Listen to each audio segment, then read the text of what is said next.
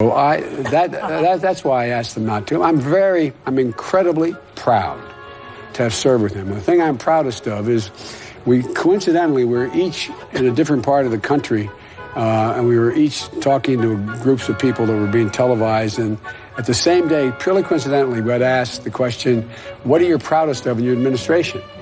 And you know what I said? It turns out he said the same thing, and probably a little more clearly than I did, is that not one single whisper of scandal. Not one. Not one Yeah. single whisper.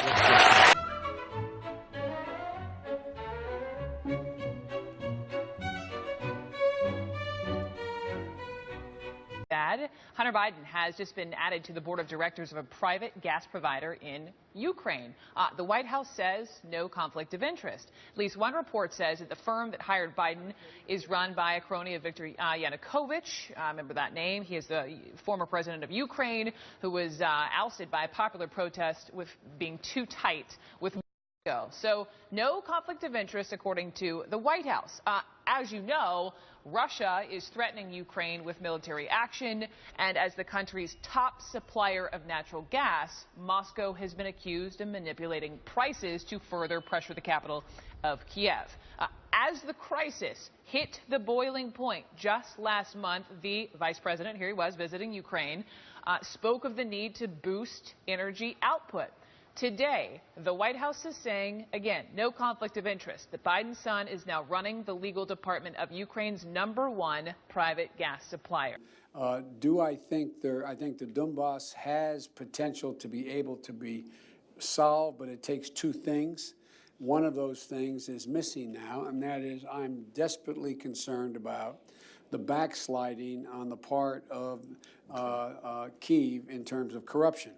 They made, I'll give you one concrete example. I was, not but it just happened to be, that was the assignment I got. I got all the good ones. So I got Ukraine. And I remember going over convincing our team, or others too, convincing us that we should be providing for loan guarantees. And I went over for, I guess, the 12th, 13th time to Kyiv, and I was supposed to announce that there was another $1 billion loan guarantee.